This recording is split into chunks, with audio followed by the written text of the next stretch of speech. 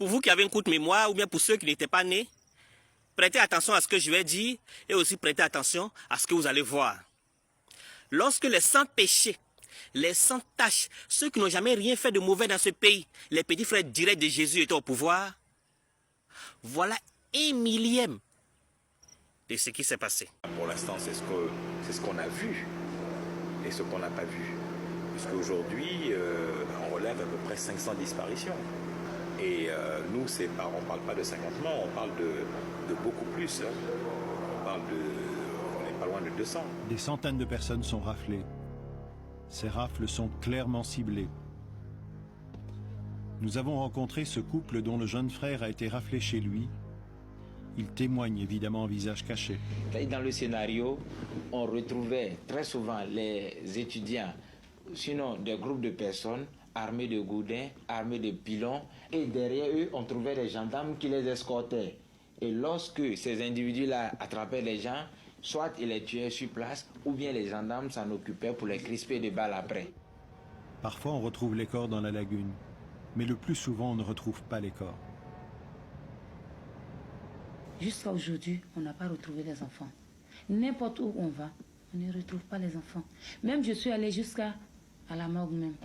Quand on passait dans les commissariats, on nous disait, allez voir dans les caniveaux, on les a tués, ils sont dans les caniveaux. Si vous ne les voyez, dans les caniveaux. Les policiers, les corps habillés. Les gendarmes et souvent les policiers nous disent, allez voir dans les caniveaux. Si vous ne les voyez dans pas, les poubelles, demandez aux étudiants de la FESI. On peut seulement savoir où se trouvent les corps de nos petits frères, au moins les enterrer dignement. La responsabilité des forces de l'ordre est engagée dans d'autres situations. Même les édifices religieux ne sont pas épargnés. Les assaillants, c'était des jeunes, mais pas du quartier. Et on a même assisté à un moment donné à des scènes de complicité entre la police et les assaillants. Parce que quand on entend un élément de la police dire aux assaillants que attendez qu'on parte et si vous voulez mettre le feu à la mosquée, vous y mettrez le feu. Les gens ont commencé à parler d'ivoirité, excusez-moi du terme, mais c'est un concept bâtard. Ivoirité, qu'est-ce que ça veut dire? Vous demanderez à la plupart des Ivoiriens aujourd'hui, ne pouvez pas vous expliquer ce que c'est que l'ivoirité. Moi, je pense qu'on récolte ce qu'on a sémé. Parce qu'entendre des autorités politiques qui sont censées être une représentation qualitative du peuple dire qu'une frange de la population n'est pas ivoirienne, je pense que c'est anormal.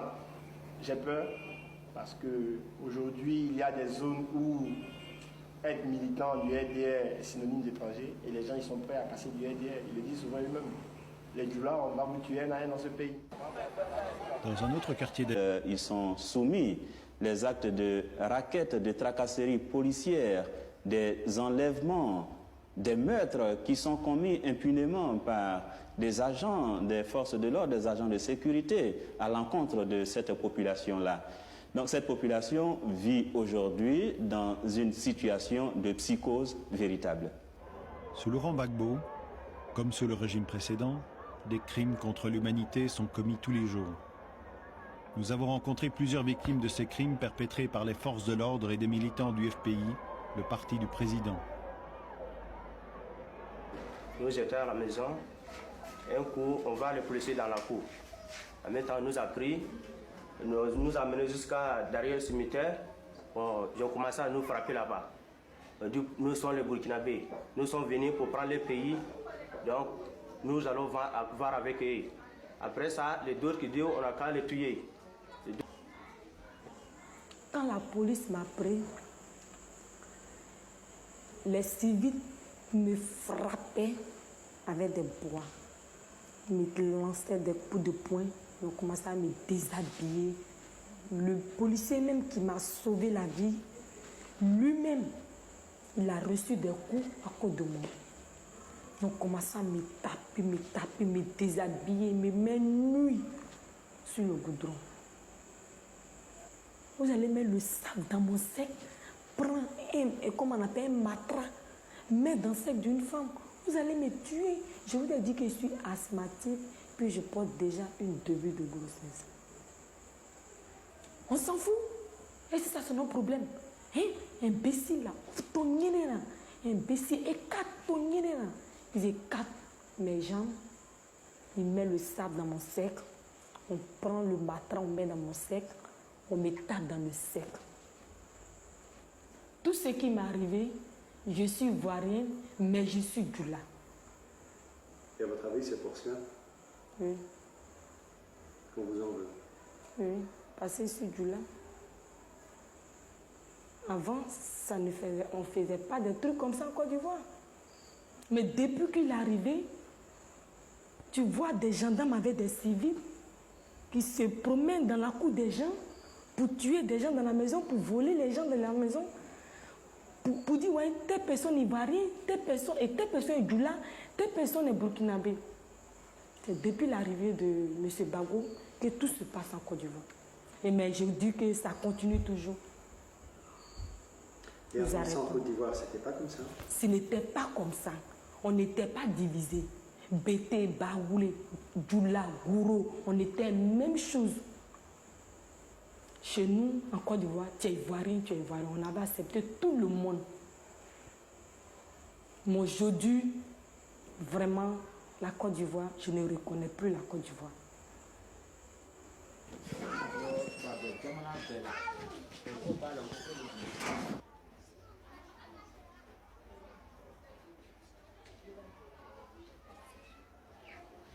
On est arrivé au dépôt à Vukatier là. On a vu, il y avait tas de monde là-bas.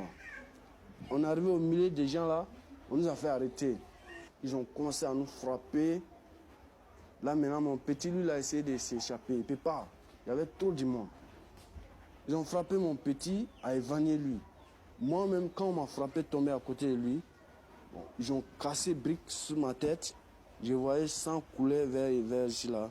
Moi, j'étais tombé comme ça. Je voyais sang couler sous moi. Ils ont pris petit là pour envoyer derrière les poubelles là. Ils ont chargé pneu sur lui. Ils ont mis feu. À ce moment, mon petit là, pour lui, c'est réussi. Feu là a brûlé lui, vrai là. Bon, moi-même maintenant, ils sont venus. Ils ont allumé aussi. Feu là allumé, puis c'est éteint. Ils sont revenus. Il dit que son feu là est éteint. Donc on n'a qu'à allumer encore. Il y en a qui demandent pétrole, il y en a qui demandent allumettes. C'est là, ils sont venus, que bon, comme le pneu là ne peut pas allumer, on va les égorger maintenant avec couteau. Moi je suis couché, mais j'entends tout ça là. Il y a quelqu'un même qui est parti trancher couteau là sous le trottoir comme ça là. Tcha, tcha, tcha, tcha, tcha. Je comprends le bruit, hein. Ils vont même m'égorger maintenant. C'est là, il y avait un monsieur qui était arrêté à côté de... vers ma tête là. C'est là, lui, il a dit que non, s'il veut m'égorger, ils n'ont qu'à me tirer pour aller vers les poubelles. Il ne faut pas qu'ils vont me tuer devant eux parce qu'ils sont agents. C'est là qu'il savait qu'il y avait agents dedans parmi les civils. Parce que lui, il a dit, il ne faut pas qu'ils vont me tuer là. Ils n'ont qu'à me tirer pour m'envoyer vers les poubelles avant de me tuer. Parce qu'ils sont agents, s'ils ont fait devant eux, c'est pas bon. Là, quand j'ai compris ça là,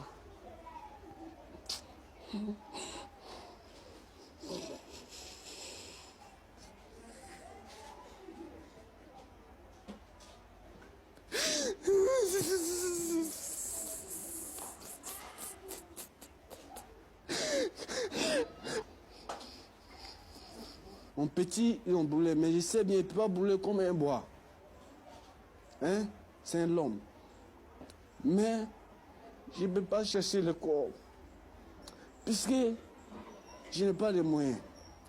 Je vais aller dire, je vais aller prendre le corps ailleurs. Ils vont me dire de payer l'argent encore. Selon vous, pourquoi on vous fait tout ça? Moi, quant à moi, on m'a fait ça à cause de RDR. Moi, on m'a fait ça à cause de Alassane. Parce que quand ils ont vu mon pièce, ils ont dit c'est les frères d'Alassane. Ce sont les Burkinabés, c'est eux qui supportent Alassane. Et vous faites de la politique? Non, jamais, jamais. J'ai pas grand chose à ajouter. À chacun de tirer sa conclusion. Igor Gomé vous salue.